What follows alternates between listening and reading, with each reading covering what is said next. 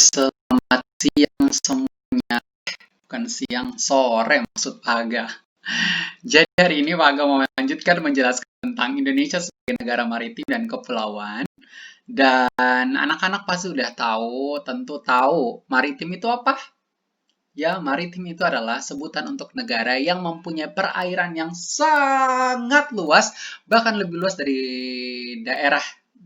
daratannya, ya.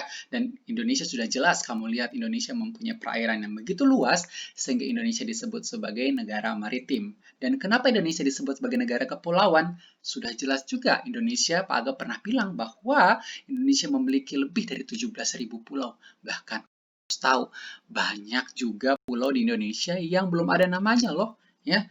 Dan kita akan belajar tentang 5 konsep yang harus kamu paham dengan baik tentang Indonesia sebagai negara maritim dan kepulauan ini. Ya, yang pertama itu adalah konsep tentang Indonesia memiliki laut yang luas sehingga kaya akan hasil lautnya. Kalian tentu tahu, jika negara tersebut adalah negara maritim, maka dia pasti memiliki laut yang luas. Dan kalau dia memiliki laut yang luas, tentu dia punya hasil laut yang banyak dan berlimpah. Ya kan? Indonesia memiliki banyak hasil laut dari udang, ikan, dan lain sebagainya, kerang, banyak sekali yang bisa uh, masyarakat Indonesia pergunakan itu untuk kesejahteraannya. Ya, berikutnya Indonesia juga punya sumber daya alam laut yang berlimpah. Nah, sumber daya alam laut ini bukan hanya tentang makhluk hidup yang ada di dalam laut, anak-anak, tetapi wisata baharinya juga. Paga apa sih itu wisata bahari? Jadi, wisata bahari adalah wisata yang berhubungan dengan laut, tentang keindahan laut. Nah, seperti pantai, ya, itu juga dinamakan sebagai wisata bahari. Nah, anak-anak, transportasi laut juga kita merupakan sumber daya alam yang kita punya. Ya, karena kita mempunyai perairan yang luas, tentu kita mempunyai banyak transportasi perahu, kapal, dari yang kapal kecil sampai kapal yang besar pun. Ya, kita punya itu. Bahkan kamu tahu ada yang namanya kapal pinisi, kapal yang digunakan oleh orang-orang di Sulawesi Selatan pada zaman dahulu untuk mengelilingi dunia. Oke, berikutnya ada apa? Ada terumbu karang. Tentu terumbu karang menjadi rumah bagi para makhluk hidup yang ada di bawah laut. Ya, berbagai jenis ikan pun juga kita punya itu sebagai sumber daya alam laut yang berlimpah.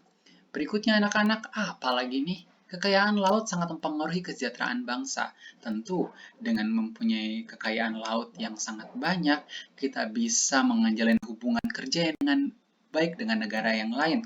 Kita bisa mengirimkan berbagai macam hasil laut ke negara lain untuk kita juga bisa mendapatkan keuntungan sehingga bangsa Indonesia pun semakin sejahtera. Tidak hanya dikirim keluar anak-anak, kita juga bisa mempergunakannya untuk kesejahteraan bangsa kita sendiri.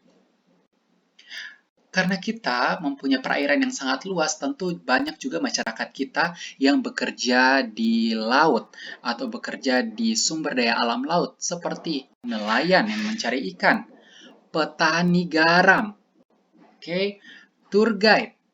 Tour guide orang yang memimpin wisata bahari anak-anak.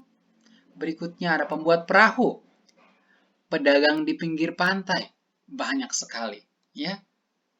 Dan ternyata kalian masih tahu kan, Indonesia itu terletak antara dua benua, yaitu Asia dan Australia, dan juga dua samudra, yaitu Samudra Pasifik dan Samudra Hindia.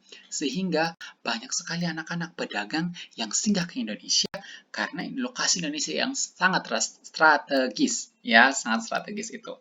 Ya. Nah, oleh karena itu kita juga mempunyai banyak budaya. Misalnya kalau pedagang India datang ke Indonesia, kalian tahu banyak sekali orang Indonesia yang juga merupakan keturunan India.